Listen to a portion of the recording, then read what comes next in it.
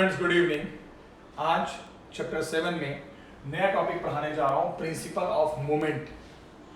कहा जाता है फॉर अ बैलेंस्ड बॉडी, अगर कोई बॉडी बैलेंस्ड होती है तो जितना उस बॉडी पे क्लॉकवाइज मूवमेंट यानी कि टॉर्क काम करता है उतना ही उस बॉडी पे एंटी क्लॉकवाइज टॉर्क काम करता है या मूवमेंट काम करता है किसी भी एक फिक्स पॉइंट के रिस्पेक्ट में।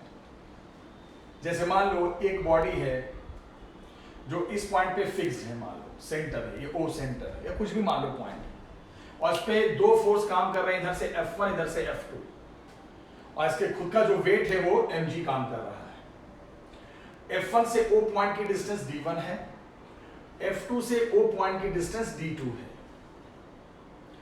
अब अगर मैं बोलूं कि भाई एक काम करो, तीन फोर्स है तो हर फोर्स अपना अपना टॉर्क बनाता है, तो मुझे टॉर्क निकालना है तीनों फोर्स का।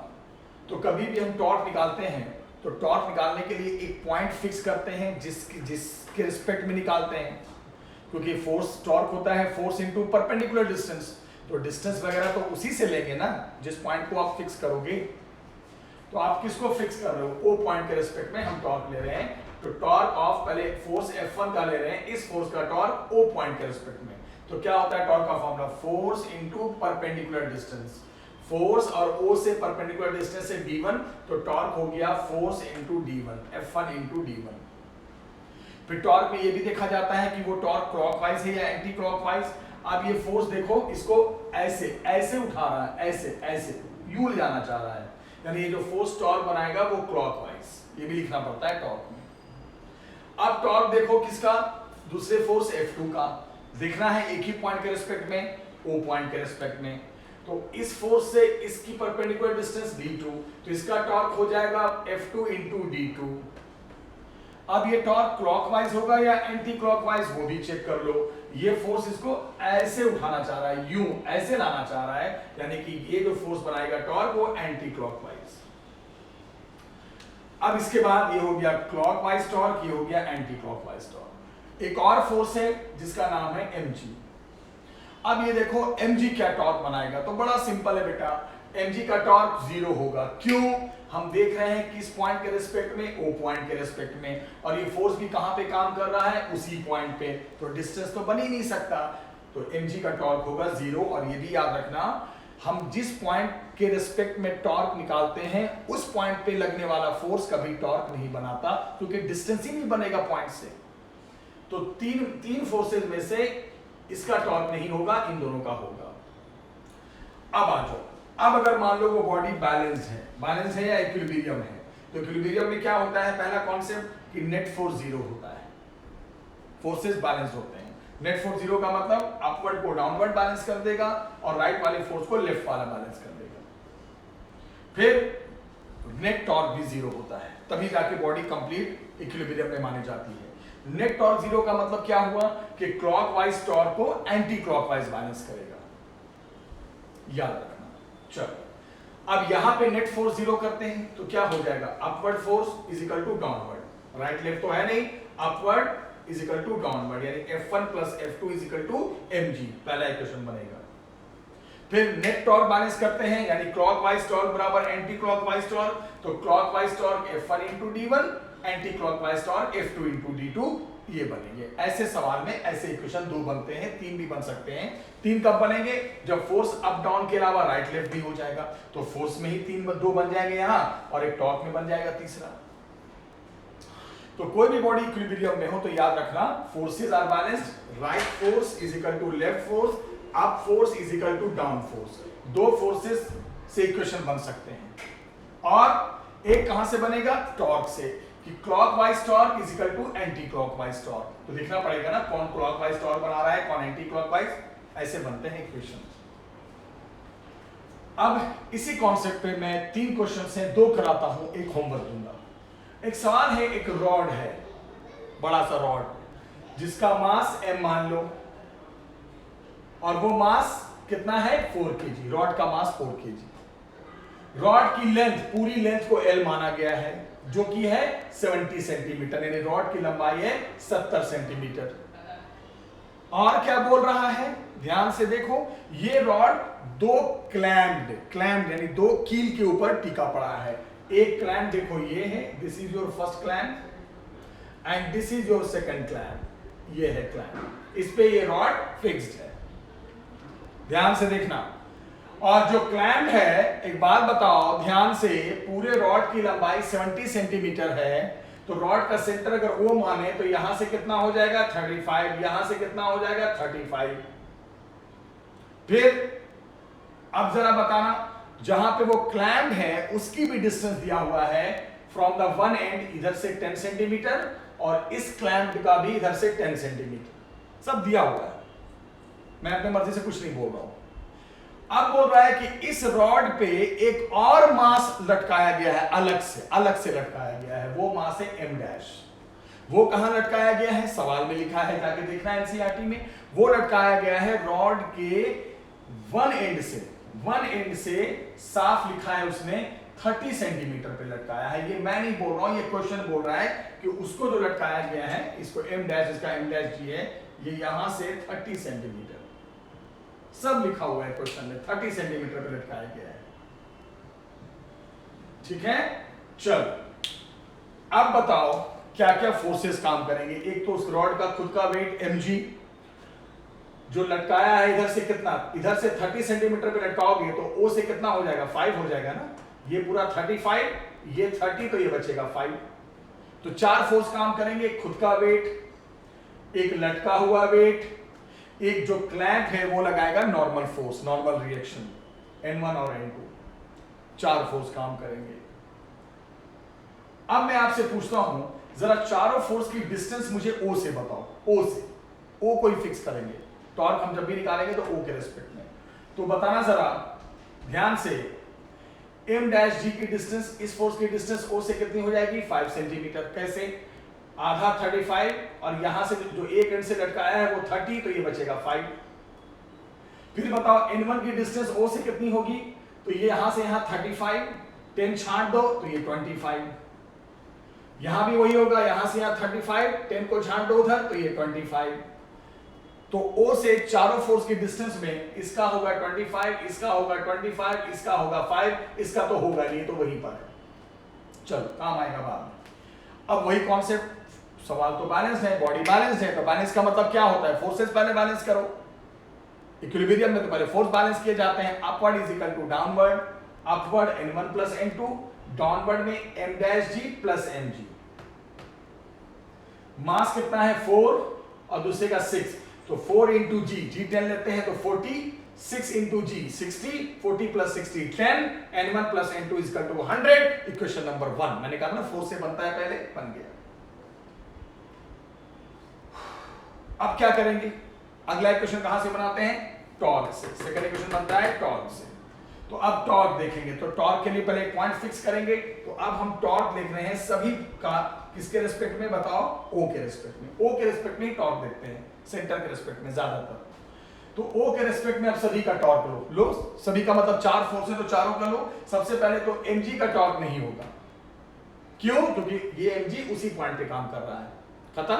चलो अब सबका लो टॉर्क, सबका आराम से लो। सबसे पहले लो अब m डैश g का, तो m डैश g का लोगे तो force into perpendicular distance, force into perpendicular distance, तो m डैश g से इसकी दूरी क्या है 5, m डैश g इनटू 5।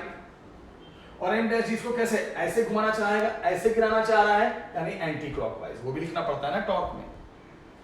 अब टॉर्क लो n1 का, तो n1 से O की दूरी कितनी है 25, पहले बता चुका हूं, तो n1 इनटू 25। n1 इसको देखो ऊपर लग रहा है तो ऐसे घुमाना चाहेगा, यानी कि क्लॉकवाइज। n2 से भी O की दूरी कितनी है बेटा, वही 25। n2 इसको ऐसे उठाना चाह रहा है, एंटी क्लॉकवाइज। उसके बाद अगला इक्वेशन, नेट टॉर्क 0, यानी क्लॉकवाइज टॉर्क बराबर एंटी क्लॉकवाइज टॉर्क। जैसे मैं पहले कॉन्सेप्ट पढ़ा चुका हूं, क्लॉकवाइज में कौन सा टॉर्क है n1 इनटू 25, एंटी क्लॉकवाइज में 2 टॉर्क हैं, यानी m dash g into 5 plus n2 into 25। उसके बाद 5 कॉमन लेके कट जाएगा तो m डैश g बच जाएगा उधर, n1 माइनस n2 इधर ला दो, इनटू 5 बराबर m dash g। m dash कितना रखोगे 6, तो 6 इंटू जी 60, 5 से कट जाएगा तो बचेगा 12। अगला इक्वेशन आ जाएगा n1 minus n2 is equal to 12।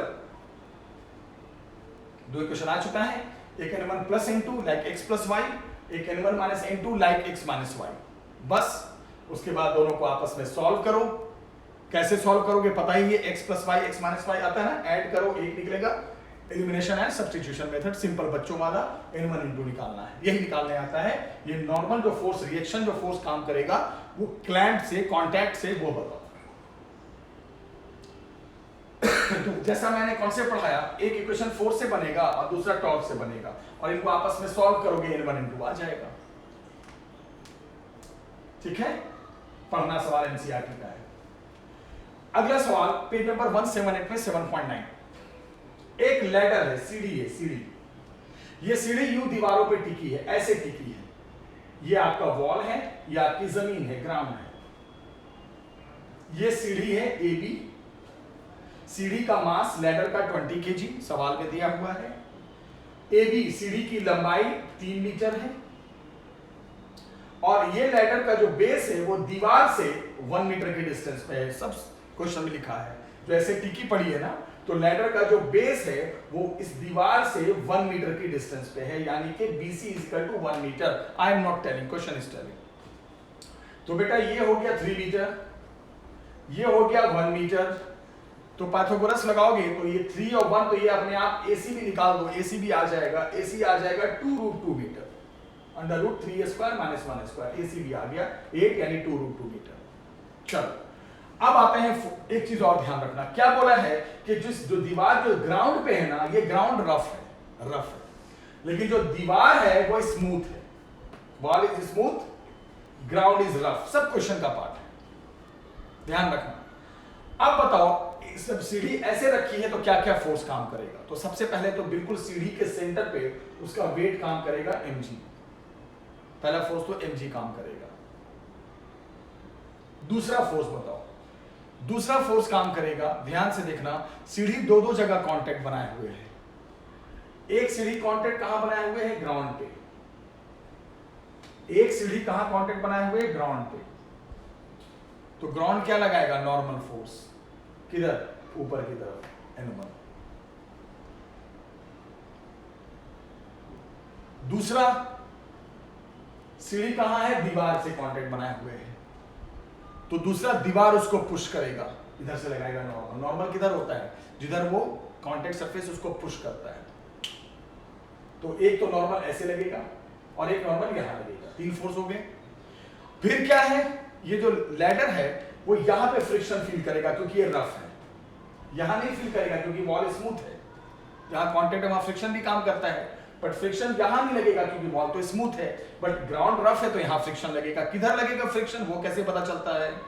Friction हमेशा मोशन के अपोजिट या टेंडेंसी ऑफ मोशन के अपोजिट काम करता है। तो बताना जरा, इधर किधर काम करेगा, सोच के बताना। अगर सीढ़ी गिरती है तो पीछे भागेगी, तो फ्रिक्शन आगे काम करेगा। तो 4 फोर्स हो गए, सेंटर पे वेट, यहां कांटेक्ट सरफेस नॉर्मल ऊपर, यहां कांटेक्ट सरफेस नॉर्मल ऐसे, सीढ़ी यूं पीछे गिरेगी तो फ्रिक्शन आगे। तो टोटल 4 फोर्स काम कर गए, 1 2 3 4। अब चारों फोर्स में से ध्यान से जवाब देना, फिर हम करते हैं फोर्स को बैलेंस। पहला क्वेश्चन बनाते हैं, नेट फोर्स = 0 बनाते हैं। नेट फोर्स = 0, नेट फोर्स का मतलब अपवर्ड = डाउनवर्ड, अपवर्ड और ये डाउनवर्ड। n1 = mg, मास तो पता ही है 20 × 10 200। लो n1 तो आ गया तुरंत 200। n1 के बाद किसकी बारी है, n2 की, वो भी आ जाएगा। यहां फोर्स में अपवर्ड डाउनवर्ड भी है और राइट और लेफ्ट भी है, तो फोर्स में राइट लेफ्ट भी देखना पड़ेगा। तो फिर लिखेंगे, now right side force = left side force. Right side में क्या है, फ्रिक्शन, लेफ्ट साइड में क्या है, n2। फ्रिक्शन = n2, यानी n2 फ्रिक्शन के बराबर है। अगर हमें फ्रिक्शन पता चल जाए तो n2 भी पता चल जाएगा, लेकिन मजबूरी है, n2 के लिए n2 फ्रिक्शन के बराबर आ रहा है बैलेंस करके, और फ्रिक्शन के लिए हमें म्यू पता होना चाहिए, क्योंकि फ्रिक्शन फोर्स का फॉर्मूला होता है म्यू × नॉर्मल। तो फ्रिक्शन यहां लग रहा है तो क्या होगा, म्यू × यहां का नॉर्मल। फ्रिक्शन यहां है ना, तो क्या होता है, म्यू × n, तो म्यू × n1। n1 तो पता है, म्यू की जानकारी नहीं। अगर म्यू पता होता तो फ्रिक्शन आ जाता, अगर म्यू पता होता तो फ्रिक्शन आ जाता, और फ्रिक्शन आ जाता तो n2 के बराबर हो जाता। फिर पंगा फंस गया कि म्यू ही नहीं पता है।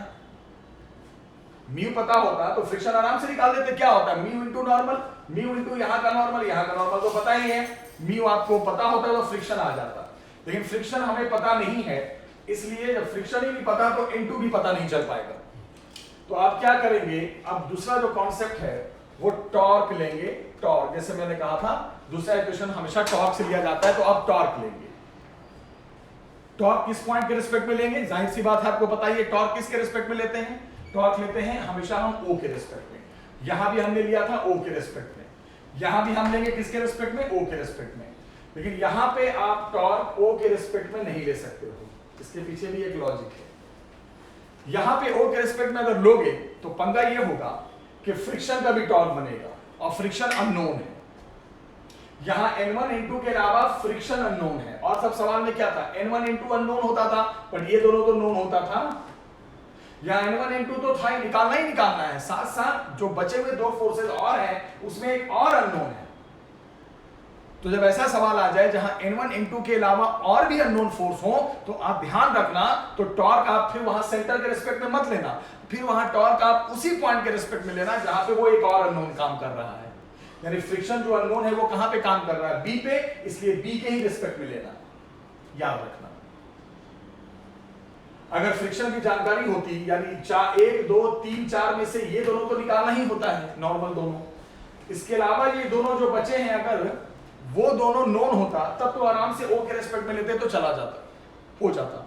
लेकिन यहां n1 n2 निकालना है और n1 n2 के अलावा जो दो फोर्स बचे हुए हैं उसमें फ्रिक्शन भी अननोन है, तो और लफड़ा करेगा। तो क्यों ना हम, इजी ट्रिक ये है कि यहां जहां पे फ्रिक्शन काम कर रहा है ना बी पे, उसी के रिस्पेक्ट में लो, ओ को छोड़ो यहां। तो चलो जैसे ही आप बी के रिस्पेक्ट में लोगे तो दो फोर्स का टॉर्क तुरंत जीरो हो जाएगा, n1 का और फ्रिक्शन का, क्योंकि ये इसी जगह पे काम कर रहे हैं, फ्रिक्शन का भी जीरो और n1 का भी जीरो। तो अब बताना किसका किसका टॉर्क काम करेगा, सोच के बताओ। अब टॉर्क यहां पे निकालेंगे बी पॉइंट के रिस्पेक्ट में, एक काम करेगा किसका, n2 का, और एक काम करेगा mg का। आराम से निकालो। टॉर्क होता क्या है, फोर्स इनटू परपेंडिकुलर डिस्टेंस। तो टॉर्क v2 जब n2 लेंगे, n2 का, तो n2 ऐसे आ रहा है हॉरिजॉन्टल, ऐसे है ना, और उस पे डालना है परपेंडिकुलर डिस्टेंस। कहां से डालेंगे, जिसके रिस्पेक्ट में निकाल रहे हैं। कहां से निकाल रहे हैं, b से। तो फोर्स ऐसे है तो b से परपेंडिकुलर डिस्टेंस ऐसे जाएगा, फोर्स ऐसे है तो b से परपेंडिकुलर डिस्टेंस ऐसे जाएगा, फोर्स ऐसे है तो ये डिस्टेंस कितना है, AC कितना है बताना, 2√2। तो इनटू का टॉर्क हो गया फोर्स इनटू 2√2, फोर्स और उसके ऊपर डाला गया परपेंडिकुलर डिस्टेंस। कहां से परपेंडिकुलर डिस्टेंस लेना है, जिसके रिस्पेक्ट में निकाल रहे हो। इनटू का इनटू ऐसे आ रहा है, परपेंडिकुलर डिस्टेंस ऐसे जाएगा, into into this distance, into into this distance, यानी दिस 2√2। फिर टॉर्क में क्लॉकवाइज एंटी क्लॉकवाइज भी लिखना होता है। ये इनटू ये फोर्स इसको ऐसे गिराना चाह रहा है, ऐसे खींचना चाह रहा है, एंटी क्लॉकवाइज। अब टॉर्क किसका लेंगे, mg का। इन दोनों का तो जीरो हो चुका है। mg ऐसे काम कर रहा है और परपेंडिकुलर डिस्टेंस b से लेना है, तो ये इतना mg के ऊपर इतना आधा, 1 का आधा, 1 है ना पूरा, तो 1 का आधा ही आएगा, कितना हो जाएगा mg इंटू हाफ। और mg इसको ऐसे गिराना चाह रहा है, ऐसे क्लॉकवाइज। 4 में से 2 का तो टॉर्क जीरो हो गया क्योंकि हमने b के रिस्पेक्ट में लिया। अगर हम o के रिस्पेक्ट में लेते तो क्या होता, फ्रिक्शन का भी टॉर्क आता, और फ्रिक्शन की वैल्यू नहीं पता तो वो भी अननोन रह जाता, फिर हम निकालते कैसे।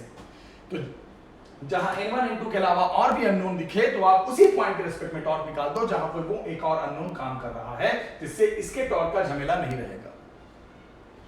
हो गया force into perpendicular distance, force into perpendicular distance लेना है डिस्टेंस b से ही। तो b से जब ये इस फोर्स के ऊपर b से डिस्टेंस लेंगे तो कितना होगा, 1 का आधा होगा ना, और ये कैसे घुमाना चाहेगा, क्लॉकवाइज। फिर वही बात, नेट टॉर्क जीरो का मतलब फिर वही clockwise is equal to anti clockwise.